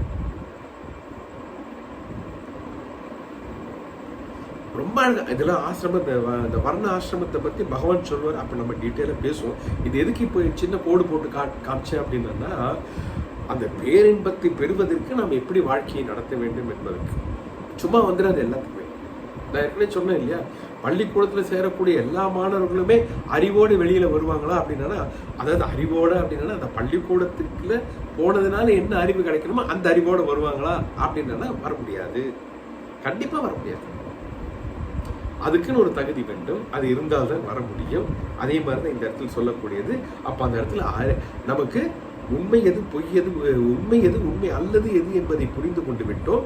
இனி உண்மையின் மீது பற்றை வைப்போம், உண்மை அல்லாததன் மீது பற்றற்ற நிலை, அதாவது வைராகியத்துடன் இருப்போம். அப்படி இருக்கின்ற பொழுது அந்த உண்மையின் மீது நமக்கு பற்று வருகின்ற காரணம், அந்த உண்மையின் மீது பற்று வர வேண்டும். அதுதான் மூன்றாவதாக சொல்லக்கூடிய முமுட்சுத்துவம் என்று சொல்லக்கூடிய டிசையர், அந்த பேரின்பத்தின் மீது நமக்கு வரக்கூடிய பற்று. அந்த பற்று வந்த பிறகு நான் ஏற்கனவே சொன்ன மாதிரி அது தரக்கூடிய பலன் ஒன்று இருக்கு இல்லையா, அந்த இல்லற வாழ்க்கை தரக்கூடிய ஒரு பலன் இருக்கிறது. புரிந்து திருமணம் செய்து கொண்டவர்கள் காலங்காலமா சந்தோஷமா இருப்பாங்க. சின்ன சின்ன மனசாபங்கள்லாம் வரும், பட் அவளுக்குள்ள எந்த விதமான வெறுப்பு வராது, வெறுப்பே வராது. ஏன்னா அவ புரிஞ்சுட்டு அந்த திருமணம்ன்றது என்ன, இல்லற வாழ்க்கைங்கிறது என்ன, அறம், அந்த அறம் என்னங்கிறத புரிஞ்சுட்டு ரெண்டு பேர் சேரும் பொழுது அவர்கள் என்றும் சந்தோஷமாக இருப்பார்கள். அப்படின்னா என்னன்னா, இல்லறம் என்பது உண்மையிலேயே சந்தோஷத்தை தரக்கூடிய ஒரு விஷயம். ஆனால் அந்த அறம் அதை புரிந்து கொள்ளாமல் நாம் வெறும்ன ஆணும் பெண்ணும் சேருவதுதான் திருமணம்ன்றது புரிஞ்சுக்கிட்டு இன்னைக்கு போகிறதுனால தான் ஏகப்பட்ட சண்டை சச்சரவு, டைவர்ஸு இதெல்லாமே அதிகமாக இருக்கு. அப்போ அது ஒரு இன்பத்தை தருவதற்கு ஒரு கணக்கு இருக்கு. அது அந்த இன்பத்தை தரும், அதற்கு தான் அது அமைக்கப்பட்டிருக்கு. அதை நம்ம தப்பா பயன்படுத்திக்கும் போது என்ன ஆகுறதுன்னா, அதிலிருந்து கிடைக்கக்கூடிய இன்பம் கிடைக்காது, வேறு பல துன்பங்கள் தான் நமக்கு கிடைக்கும். That's all. ஸோ இனி அடுத்தது என்னன்னா, நாலாவதாக சொல்லக்கூடிய டிசிப்ளின் என்று சொல்லக்கூடிய விஷயம் சமாதி, சர்க்க, சம்பத்தி அப்படின்னு சொல்லக்கூடிய 6 விஷயங்கள் இந்த டிசிப்ளின் ஒழுக்கத்தில் சொல்லப்பட்டிருக்கு. எப்பேற்பட்ட ஒழுக்கத்துடன் இருந்தால் அந்த 3வது சொன்னோம் இல்லையா, அந்த டிசையர், முமுட்சுத்துவம், அந்த பேரின்பத்தை நீ அடைய முடியும். அந்த ஒழுக்கம் உனக்கு வேண்டும். ஒழுக்கம் விழுப்பம் தரலாம், ஒழுக்கம் உயிரினும் ஓம்பப்படும். எவ்வளவு அழகா சொல்லி, ஒழுக்கத்துக்கு அவ்வளவு சொல்லியிருக்கார் திருவள்ளுவர். ஏன்னா வாழ்க்கையில் அடிப்படையாக இருக்கக்கூடியது ஒழுக்கம் தான். என்னென்ன ஒழுக்கம் வேணும்? ஷம, தம, உபரம, திதிக்ஷா, ஸ்ரத்தா, சமாதானம். இந்த 6 விஷயங்கள் சொல்றார். ஷம என்றால் மனக்கட்டுப்பாடு. மனதை நாம் கட்டுப்படுத்தி வைத்திருக்க வேண்டும். கட்டுப்படுத்தி வச்சுக்கிறது அதை கட்டி போட்டு வைக்கிறது இல்லை. கட்டுப்படுத்துறதுன்னா என்ன? கண்ட்ரோல்டு டிரைவிங்னா என்ன அர்த்தம்? காரு என் கண்ட்ரோல் இருக்கு, அதுக்காக நான் ஓட்டாம வீட்டிலேயே வச்சிருக்கேன்னு அர்த்தமா? இல்லை, நான் ஓட்டும் பொழுது நான் சொல்றபடி தான் அந்த கார் ஓட்டும் இல்லையா? இப்போ ஓட்ட தெரியாதவன் கார் எடுத்து ஓட்டினா என்ன ஆகும்? Uncontrolled driving. அந்த கார் இஷ்டத்துக்கு எங்க எல்லாமோ போக இவனால கண்ட்ரோல் பண்ண முடியாது. அப்போ கண்ட்ரோல்ங்கிற வார்த்தை எப்படி நம்ம புரிஞ்சுக்கிறோம்? கட்டுப்பாடுங்கிற வார்த்தை எப்படி புரிஞ்சுக்கிறோம்னா, அது என் கட்டுப்பாட்டுக்குள் இருக்கும், நான் சொல்வது போல் அது செயல்படும். அப்போ ஷமா என்று சொல்லக்கூடிய மனக்கட்டுப்பாடாகப்பட்டது, இந்த மனமாகப்பட்டது என் சொல் பேச்சு கேட்டு நடக்கும். அங்க பார்க்காத மனசு அந்த பக்கம் கொண்டு போகாதுன்னு போகாது மனம். அதான் ஒருத்தர் விளையாட்ட சொன்னார். இப்போ நாங்களாம் ட்ரைனிங் ப்ரோக்ராம்ல சொல்லுவோம் இதை புரிய வைக்கிறதுக்கு. அடுத்த ஒரு 30 செகண்ட்ஸுக்கு குரங்கை பற்றி நினைக்கவே நினைக்காதீங்கோ, வேற ஏதாவது நினைக்கோ அப்படின்னு சொல்லுவோம். அப்புறம் 30 செகண்ட்ஸுக்கு அப்புறம் கேட்டால் என்னத்தை நினைச்சேன்னா, குரங்கை பற்றி தான் சார் நினச்சிட்டு இருந்தோம். ஏன்டான்னு கேட்டான்னா, நீங்கள் தான் குரங்கை நினைக்காதீங்கன்னு சொன்னீங்க இல்லையா, நீங்கள் அதை நினைக்காதீங்கன்னு சொன்னோம், அதையே நினைச்சிட்டு இருக்கோம். அப்போ மனது என் அறிவின் கட்டுப்பாடுக்குள் இல்லை, அறிவு என் மனதின் கட்டுப்பாடுக்குள் செல்கிறது. நிறைய பேர் வியாதியில் அவசரப்படுறதுக்கு உண்டான காரணம் மனசோட கட்டுப்பாடுல விட்டுறாங்க. இப்போ ஒரு டயபெட்டிஸ் ப்ராப்ளம் இருக்கு, அவளுக்கு டாக்டர் ஒரு சில அட்வைஸ் கொடுக்குறேன், இதெல்லாம் சாப்பிடுங்க, இதெல்லாம் சாப்பிடாதீங்கன்னு சொல்லுங்க. அறிவும் புரிஞ்சுக்கிறது, ஆமா இந்த ஸ்வீட்லாம் சாப்பிடக்கூடாது, மாம்பழ காலம் வந்தால் மாம்பழம் சாப்பிடக்கூடாது, பலாப்பழ காலம் வந்தால் பலாப்பழம் சாப்பிடக்கூடாது. நான் சாப்பிட்டே பழகிட்டேன். நான் தமிழ்நாட்டிலே இருக்கேன், நிறைய மாம்பழம் சாப்பிட்ருக்கேன். நான் கேரளாவில் இருந்தேன் சார், பலாப்பழம்லாம் எங்கள் ஆற்று கொல்லையிலேயே இருக்கும், அடிச்சு சாப்பிட்டுட்டு இருப்பேன். எங்கள் இஷ்டத்துக்கு தின்னு பத்தாவது எல்லாருக்கும் கொடுப்போம். யார்கிட்ட கொடுக்குறது? அவன் எங்கள் ஆற்றுக்கு எடுத்துகிட்டு வர, நான் வாத்துக்கு எடுத்துகிட்டு போவேன். இப்படி இருக்கு. இப்போ டாக்டர் வந்து பலாப்பழம் சாப்பிடாதேன்னு சொல்லிட்டார். எனக்கு புரியுறது, பலாப்பழம் சாப்பிடக்கூடாது, சக்கரை வியாதி இருக்கிறவன் பலாப்பழம் சாப்பிடக்கூடாதுங்கிறது எனக்கு புரியுறது. ஆனாலும் பாருங்க, ஒன்று சாப்பிட்டுலாமான்னு தோன்றுது. நல்லா பாருங்க, ரெடியா இருக்கு பாருங்க, ஆத்துல அப்பா வேற இறக்கி வச்சுட்டா அப்படின்னு. இப்ப இந்த என்ன இடத்துல என்ன ஆகுதுன்னா, அறிவாகப்பட்டது மனதின் கட்டுப்பாடுக்குள் போய்விட்டது. அறிவு மனதின் கட்டுப்பாடுக்குள் போய்விட்டது. அப்ப என்ன ஆகுறதுன்னா, ஒரே ஒரு பலாப்பழம் சாப்பிடலாமேன்னு தோணும். முதல்ல பலாப்பழம் சாப்பிட்றவங்க கிட்ட ஒரு பலாப்பழம் கொடுத்தா அவன் அமைதியா இருப்பான். ஆனா அதை ருசி கண்டவங்க கிட்ட ஒண்ணு கொடுத்தா அவன் அமைதியா இருக்க மாட்டான். இன்னொரு 4-5 சாப்பிடுவோம். 2 சுகர் மாத்திரை அதிகமா போட்டுப்போம், இல்லைன்னா இன்சுலின் ஒரு டோஸ் எக்ஸ்ட்ராவா போட்டுப்போம். அப்ப நமக்கு நாமே ஒரு சப்ப காரணம் கொடுத்துருவோம். இதெல்லாம் எதனாலன்னா, அறிவாகப்பட்டது மனதின் கட்டுப்பாட்டுக்குள் சென்று விட்டது. அப்ப இந்த இடத்துல க்ஷமா என்று சொல்லக்கூடியது என்னன்னா, மனமாகப்பட்டது அறிவின் கட்டுப்பாடுக்குள் இருக்க வேண்டும். அறிவு என்ன சொல்கிறது? பலாப்பழம் சாப்பிடக்கூடாது, இந்த வியாதிக்கு உகந்ததல்ல. அப்ப மனம் என்ன பண்ணணும்? அறிவோட கட்டுப்பாடுக்குள்ள உட்காந்துக்கிட்டு, நான் சொல்றதெல்லாம் கேட்டுக்கிறேன், நீ சொல்றதெல்லாம் கேட்டுக்கிறேன், பலாப்பழம் மேல எனக்கு ஆசையே வராது, பார்த்தா கூட சமத்தா உட்காந்துக்கணும். அது க்ஷமா. அடுத்தது தமா. தமன்னா என்னன்னா, இந்திரிய கட்டுப்பாடு. 5 இந்திரியங்கள் இருக்கு பார்த்தா, பொல்லாதது, ரொம்ப பொல்லாதது. நம்ம கிட்ட இருக்கக்கூடிய இந்த 5 இந்திரியங்கள் இருக்கு பாருங்க, கண்ணு, காது, மூக்கு, வாய், தோல்.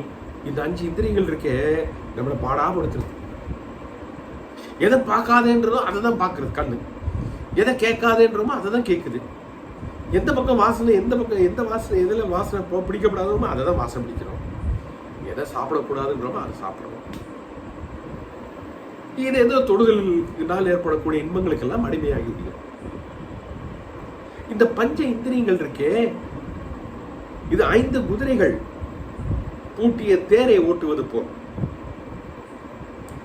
ஒரு குதிரையும் தேர் ஓட்டியோட கட்டுப்பாடுக்குள்ள 5 குதிரை இருந்தாதான் அந்த தேர் அழகா போய் சேர வேண்டிய இடத்துக்கு. ஒரு குதிரை ஒரு பக்கம் இழுக்க ஆரம்பிச்சிருது அப்படின்னா அவ்வளவுதான், அந்த தேர் இருக்கிற இடத்த விட்டு நகரவே நகராது, இல்லைன்னா கவுந்துரும். அப்ப என்ன சொல்றான்னா, இந்திரிய கட்டுப்பாடு என்பது இந்த 5 இந்திரியங்களையும் என் அறிவின் கட்டுப்பாடுக்குள் வைத்திருக்க வேண்டும். எதை பார்க்க வேண்டுமோ அதை பார்ப்பேன். இப்போ அந்த மகாத்மா காந்தி 3 குரங்க சொன்னார் இல்லையா, ஒரு ஒன்று கண்ணை மூடிட்டு இருக்கும், ஒன்று காதை மூடிட்டு இருக்கும், ஒன்று வாயை மூடிட்டு இருக்கும். தீயதை பார்க்காதே, தீயதை பேசாதே, தீயதை கேட்காதே சொல்லிட்டார் அழகா. நல்லதான் இருக்கு கேட்கறதுக்கு. ஆனா அவர் சொன்னது தப்பா போயிடுது. என்ன பண்ண, கொஞ்ச நேரத்துக்கு முன்னாடி குரங்கோட காய்ச்சி சொன்ன பார்த்தல, அடுத்த 30 வினாடிகளுக்கு குரங்கை பத்தி நினைக்காதுன்னா மனசு குரங்க தான் நினைச்சிட்டு இருக்கும். அதே மாதிரி மகாத்மா காந்தி கொஞ்சம் யோசிச்சு பண்ணியிருந்தாலும் கொஞ்சம் பெட்டரா இருந்திருக்கு. என்னன்னா, அவர் என்ன சொல்லிட்டார், தீயதை பார்க்காதே, தீயதை கேட்காதே, தீயதை பேசாதே. இப்ப எல்லாத்துலயுமே தீயது தீயது தீயதுன்னே வந்துருச்சுன்றதுனால மனசும் அந்த தீயது தான் மைண்ட்ல வாங்கி வச்சுட்டு இருக்கு. அது என்ன பண்ணிருக்கணும்னா, நல்லதை பேசு, நல்லதை கேள், நல்லதை பார் அப்படின்னா ஒருவேளை எஃபெக்ட் இன்னும் பெட்டரா இருந்திருக்குமோ என்னமோ அந்த வார்த்தையினால வரக்கூடியது. அப்போ அந்த இந்திரிய கட்டுப்பாடு ரொம்ப இம்பார்ட்டன்ட். அந்த இந்திரிய கட்டுப்பாடு மனக்கட்டுப்பாடு ட்வின்ஸ் மாதிரி. இந்திரிய கட்டுப்படுத்திட்டு மனசை விட்டுட்டோம் அப்படின்னா இந்திரியங்கள் ஃபெயில். மனசை கட்டுப்படுத்திட்டு இந்திரியங்களை கட்டுப்படுத்த முடியலன்னா மனசு ஃபெயில், இந்திரியங்கள் ஃபெயில். இவன் 2 பேரும் ட்வின்ஸ், 2 சேர்ந்தா போல போகணும். அடுத்தது என்னன்னா உபரம என்னன்னா கட்டுப்படுத்ததை நிலைநிறுத்த வேண்டும். சில பேர்லாம் கொஞ்ச நாளைக்கு சரி நான் இனிமேல் ஸ்வீட்டே சாப்பிட மாட்டேன், ஆமா டாக்டர் சொல்லிட்டாரு, எனக்கும் புரிஞ்சு போச்சு, சாப்பிட மாட்டேன்.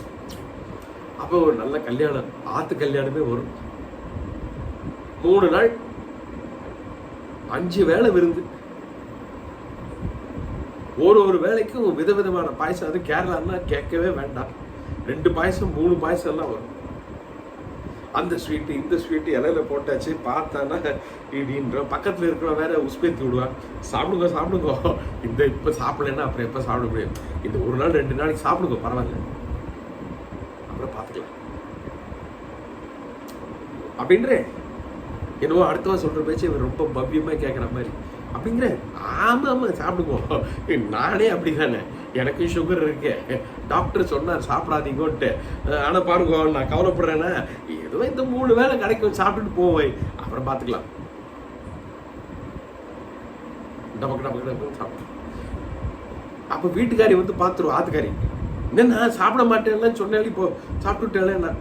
அட விடுடி, ஒரு 3 நாள் கல்யாணம், இப்போ கிடைச்சது இதெல்லாம் இப்போதானே கிடைக்கும், இந்த சதயமும் அதுக்கப்புறம் என்னெல்லாம் சொல்லுவா, இதெல்லாம் இப்போதானே கிடைக்கும், சக்கப்பிரதமன் அதெல்லாம் எப்போ கிடைக்கும், இப்போதான் கிடைக்கும், இப்போதான் சாப்பிடணும். என்னன்னா அன்னைக்கு அப்படி சொன்னேன்ல, விடு இது இப்போ இந்த வடிவேலு சொன்ன மாதிரி, அது போன மாசம், இது இந்த மாசம் புதுசு, விட்டுறோம். அந்த வைராக்கியம் போயிடுது. அந்த வைராக்கியம் இப்ப நான் தமிழ்ல சொன்ன வைராக்கியம். அப்போ இந்த கட்டுப்பாடாகப்பட்டது எப்படி இருக்கணும்னா, கட்டுப்படுத்தப்பட்ட மனமும் கட்டுப்படுத்தப்பட்ட இந்திரியங்களும் உபரம, அது அப்படியே நிலைப்படுத்தி இருக்க வேண்டும். எந்த சூழ்நிலையிலும் அந்த கட்டுப்பாடு தளரக்கூடாது. அதான் உபரம, 3வது டிசிப்ளின். அதை அப்படியே வச்சுக்கணும், மெயின்டைன் பண்ணணும், ஸ்டேட்டஸ் கோ மெயின்டைன் பண்ணி, அது உபரம. அடுத்தது என்னன்னா திதிக்ஷானா பொறுமை, என்டியூரன்ஸ். இன்னைக்கு நம்ம எல்லார்கிட்டையுமே இருக்கக்கூடிய ஒரு மிகப்பெரிய பலவீனம் என்னன்னா பொறுமை, காத்திருப்பல். பொறுமைன்னா என்ன, காத்திருத்தல், வெயிட்டிங், அதான் பொறுமை. பேஷன்ஸ் என்னது வெயிட் அங்கிள். ஒரு குரங்கு கடவுள்கிட்ட போய் கம்ப்ளைண்ட் பண்ணிட்டு, இந்த கதையை அப்பப்போ சொல்லுவேன் நான் வேற கோணத்துல. அது என்ன கம்ப்ளைண்ட்னா, கடவுள்கிட்ட சொல்லிட்டு, இறைவா எல்லாத்தையும் நீ தான் படைச்சியாமே. ஆமா நான் தான் படைச்சேன் அப்படின்னாரு கடவுள். இல்லை எனக்கு உங்க மேல நம்பிக்கை இல்லை. கடவுள் ஷாக் ஆயிடுச்சு, என்னது என் மேல நம்பிக்கை இல்லை? ஆமா இந்த செடி கொடி தாவரங்கள் இதெல்லாம் நீ படைச்சதுன்னு சொல்றாங்க, ஆமாம் நான் படைச்சது தான், ஆனால் எனக்கு உன் மேலே நம்பிக்கை இல்லைன்னு குரங்கு. கடவுளுக்கு ரொம்ப கடுப்பாயிட்டாரு. ஏன்னா இந்த குரங்கு யார் வேணாலும் கடுப்பேற்று, அது குரங்கு சுபாவம், அது இயற்கை. அதனால நம்ம குரங்கை தப்பு சொல்லக்கூடாது, அது இயற்கையின் அமைப்பு. நமக்கு தான் அதை புரிஞ்சுக்கிற சக்தி இல்லாததுனால நாம கோவப்படுறோம், அது இயற்கையின் அமைப்பு. அப்போ இந்த கடவுள்ல கடுப்பாயிட்டாரு. என்னப்பா நீ இப்படி சொல்ற, நீ ஏதாவது செடி நட்டையான்னா, ஏதாவது ஆமாம் ஆமாம் ஆமாம் நான் விதை போட்டேன், அப்புறம் அது செடியே ஆகலை அப்படின்ட்டு குரங்கு. இப்போ கடவுளுக்கு தோணுது எங்கேயும் ஏதோ பிரச்சனை இருக்குது, கண்டுபிடிக்கணும் என்னன்ட்டு.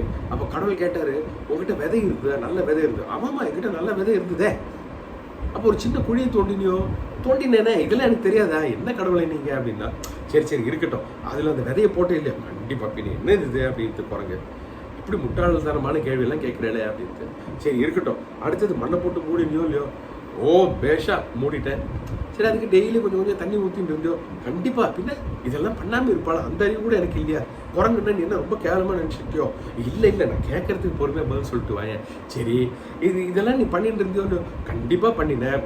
இதெல்லாம் பண்ணினேன்னு அந்த விதை முளை விட்டு அப்புறம் செடியாக வந்திருக்கணுமே, அது நடக்கலையா? அதனால தானே நான் சொல்கிறேன் நீ இதுக்கு காரணம் இல்லை, இது உன்னுடைய படைப்பு இல்லைன்ட்டு நான் சொல்கிறதுக்கு காரணமே அதுதானேன்ட்டு குரங்கு. இப்போ கடவுளுக்கு ஒன்றுமே புரியல. இது என்னடா இது, இவ்வளவும் பண்ணிட்டு அந்த விதை முளை விட்டு செடியாக வரல, இந்த கடவுள் இந்த குரங்கு இப்படி நம்ம கிட்ட சொல்றது. ஸோ இன்னும் கொஞ்சம் கூட கேட்போம், இது எப்படி உனக்கு தெரிஞ்சதுன்னு கேட்டேன். அது முளை விட்டு செடியாக வரலன்னு சொல்றியே, எப்படி சொல்ற அப்படின்னு.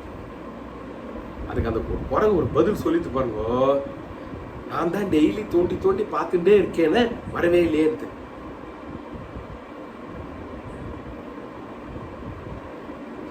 இதுதான் பொறுமையின்மை. நம்மள பல பேருக்கு பொறுமையே கிடையாது. அது நடக்கட்டுமே, நடக்கிற வரைக்கும் கொஞ்சம் டைம் கொடுப்போமே அப்படிங்கிற ஒரு நினைப்பே இல்லை. எல்லாம் உடனே இன்னைக்கு ஃபாஸ்ட் ஃபுட் யுகம், இப்படிங்கிற நேரத்துக்குள்ள எல்லாம் நடந்து முடிச்சிடணும். வெயிட்டிங்கே கிடையாது. போனால் பஸ்ஸு கிடச்சிடணும், போனால் ட்ரெயின் கிடச்சிடணும், எல்லாமே டக்குன்னு. இல்லைப்போ ஒரு 1/2 மணி நேரம் லேட்டாக ஓடுது, உடனே பொறுமை போச்சு. என்ன ரயில்வே இது மண்ணாங்கட்டி ரயில்வே வாழ்க்கெல்லாம் தண்டத்துக்கு நம்ம கிட்ட இருந்து டேக்ஸை வாங்கி சம்பளத்துக்குள்ள ஊன் புலம்பி தெரியுது. ஸோ இந்த திதிக்ஷான்னு சொல்லக்கூடியது பொறுமைன்ற ஒரு வார்த்தை இருக்கு, என்டியூரன்ஸ் அப்படின்னு சொல்லக்கூடிய ஒரு சகிப்புத்தன்மையும் அதுக்குள்ள வரும். சகித்து கொள்ள வேண்டும். நீ ஒரு இலக்கோடு பயணம் செய்கின்ற பொழுது அந்த இலக்குக்கு தடையூறாக சில துன்பங்களோ சில இடையூறுகளோ வரும். அதை சகித்து கொள்ளக்கூடிய சக்தி இருக்கின்ற பொழுதுதான் நீ அதை தாண்டி செல்ல முடியும். அப்போ இந்த திதிக்ஷாங்கிற வார்த்தை அது ரெண்டுத்தையுமே குறிக்கிறது. பொறுமைன்ற வார்த்தையும் குறிக்கிறது, சகிப்புத்தன்மைங்கிற வார்த்தையும் குறிக்கிறது. அது வேண்டும், டிசிப்ளின்ல இது வேணும். ஸ்ரத்தா, முழு நம்பிக்கை. எந்த விஷயத்துல இறங்கினாலும் முழு நம்பிக்கையோட இறங்கிடணும்.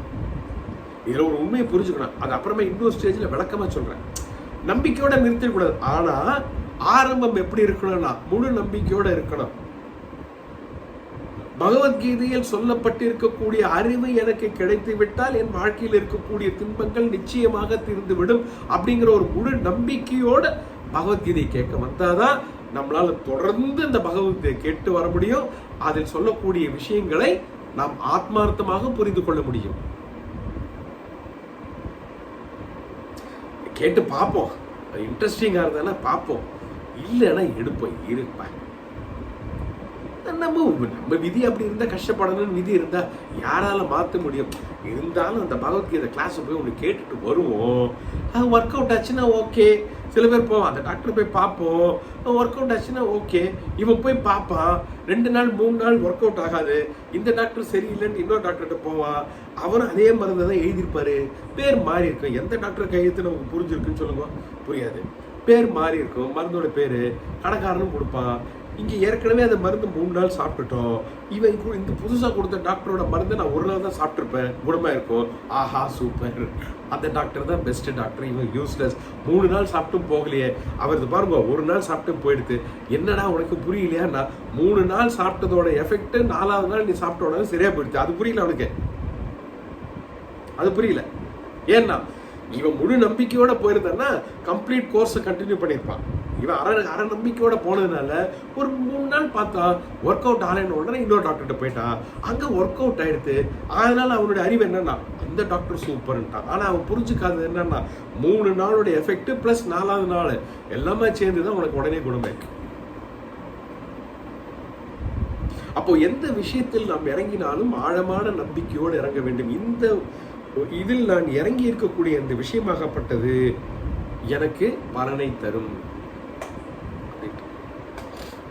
இன்னைக்கெல்லாம் நம்மளுக்கு கடவுள் மேல முழு நம்பிக்கை இருக்கேன்னா ஒரு கொஸ்டின் மார்க் தான். அதுக்காக வேற பிரயத்தனங்கள் எடுக்கக்கூடாதுன்னு நான் சொல்லலை. எப்படின்னு சொல்ற பாருங்க. இதுக்கு ஒரு இன்னும் கொஞ்சம் டைம் இருக்கு. ஒரு சின்ன கதை இன்னொன்று சொல்லிட்டு இனி இந்த வகுப்பை முடிச்சுக்கலாம். இது சொன்னேன்னு தெரியல உங்கள்கிட்ட. சொன்னேன்னா சொல்லிட்டேன்னு சொல்லுங்க. ஒரு சின்ன கிராமம், அந்த கிராமத்தில் திடீர்னு வெள்ளம் வந்துடுது. மழை ஹெவியாக மழை பேஞ்சு நிறைய தண்ணி வந்துடுது.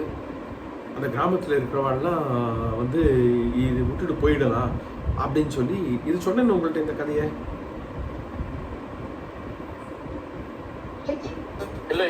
இல்லை இல்லையா?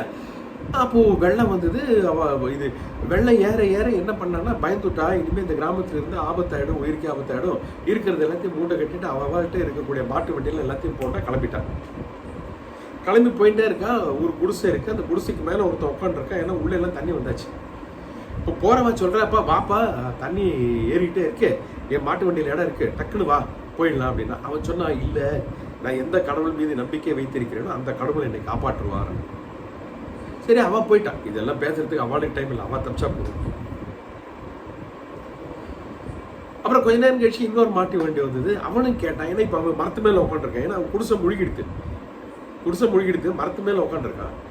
மரத்து மேல உட்காந்து இருந்தவன் என்ன பண்ணான்னா, எந்த கடவுள் மீது எனக்கு நம்பிக்கை இருக்கிறதோ அவர் என்னை காப்பாற்றுவார், நீங்களாம் போங்க அப்படின்ட்டான்.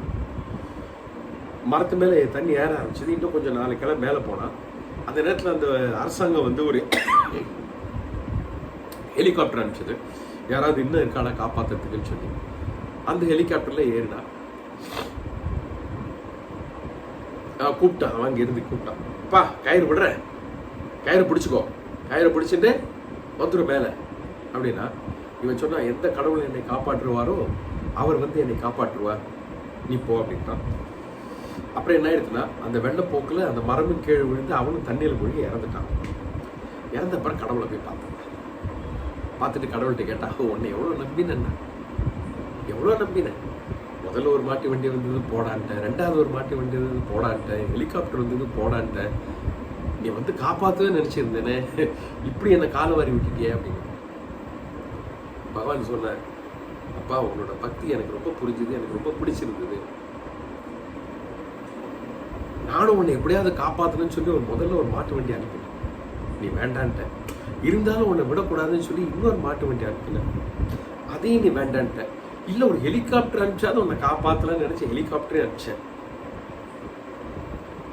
நீ அதையும் வேண்டான்ட்ட. இதுக்கு மேல நான் என்ன பண்ண முடியும்? அப்போ நம்பிக்கையுடன்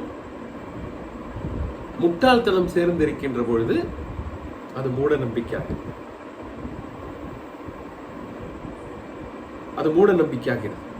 அப்போ இந்த மூட நம்பிக்கைக்கு என்ன அர்த்தம்னா, விஷயம் தெரிந்து அதன் மீது நம்பிக்கை வேண்டும், கண்மூடித்தனமாக நம்பிக்கை வைக்கணும். ஸோ நான் இந்த குருவிடத்தில் சென்றால் அவர் தரக்கூடிய சாஸ்திரமாகப்பட்டது பலனை தரும் அப்படின்றப்போ முதலில் குரு மீது நமக்கு நம்பிக்கை இருக்க வேண்டும். குரு மீது நம்பிக்கை வந்தால்தான் குரு தரக்கூடிய விஷயத்தின் மீது எனக்கு நம்பிக்கை. எந்த அறிவுமே இல்லாமல் ஒன்றின் மீது நம்பிக்கை வைக்கின்ற பொழுதுதான் அந்த நம்பிக்கை நம்மை பாழும் கிணத்தில் தள்ளிவிடுகிறது. அப்போ எது அடைந்தால் அது சரியாகும் என்கின்ற அறிவை அடைந்து அதை அடைகின்ற முயற்சியை போது அதன் மீது முழு நம்பிக்கை வைத்து இறங்க வேண்டும். அதுதான் ஸ்ரத்தா அப்படின்னு சொல்லக்கூடியது. 6வதா சொன்ன விஷயத்தை அப்படியே நான் சொல்லிட்டு போயிடுறேன், ஒரு செகண்ட்ல அப்புறம் முடிச்சிடலாம். ஓகே, அது என்னன்னா சமாதானம் அப்படின்றப்போ என்னன்னா, இந்த மனம் ஆகப்பட்டது இந்திரியங்களின் மனதையும் இந்திரியங்களையும் எந்த குறிக்கோளை நோக்கி நாம் இருக்கிறோமோ அதன் மீது ஈடுபடுத்த வேண்டும். அதுதான் சமாதானம். இப்ப மனதையும் இந்திரியங்களையும் கட்டுப்பாடுக்குள் கொண்டு விட்டோம், அதை அப்படியே அடக்கி வச்சுட்டு இருக்க முடியுமா? முடியாது. அதை ரிலீஸ் பண்ணணும். எதுலடா ரிலீஸ் பண்ணணும்னா, எந்த விஷயத்தை இலக்காக வைத்து அதை நோக்கி செல்லுகின்றாயோ அதன் இடத்தில் ரிலீஸ் பண்ண வேண்டும். அப்படின்னா என்ன அர்த்தம்? 2 அர்த்தம். ஒண்ணு, நீ அங்க ரிலீஸ் பண்ணணுங்கிறது ஒரு அர்த்தம். ரெண்டாவது அர்த்தம் என்னன்னா அங்க மட்டும்தான் ரிலீஸ் பண்ணணும் அப்படின்றது ரெண்டு அர்த்தம் இதுல இருக்கு. இப்படி 4 விஷயங்களை நம்முடைய சாஸ்திரத்தில் மிக அற்புதமாக சொல்லப்பட்டிருக்கக்கூடிய விஷயங்கள். இந்த 4 நிலையம் அடைந்த அர்ஜுனன் தான் 8வது ஸ்லோகத்தில் 7வது ஸ்லோகத்தில் சரணமடைந்து 8வது ஸ்லோகத்தில் எது கிடைத்தாலும் எனக்கு இன்பத்தை தரப்போவதில்லை, என் மனக்கவலையை போக்கப் போவதில்லை, ஆனால் எது கிடைத்தால் மனக்கவலை போகுமோ அதுவும் எனக்கு தெரியவில்லை என்று சொல்லி இறைவனிடத்தில் சரண் புகுகின்றார். அதற்கு பிறகு இறைவன் என்ன சொல்ல போகிறார் என்பதை அடுத்த வகுப்பில் நாம் பார்ப்போம். இனி அடுத்த புதன்கிழமை நம்ம சந்திப்போம். ஓம் பூர்ணமத பூர்ணமிதம் பூர்ணாத் பூர்ணமுதச்யதே பூர்ணஸ்ய பூர்ணமாதாய பூர்ணமேவாவசிஷ்யதே. ஓம் சாந்தி சாந்தி சாந்தி.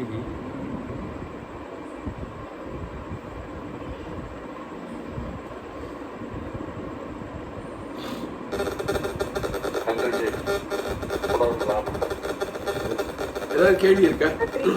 நன்றி.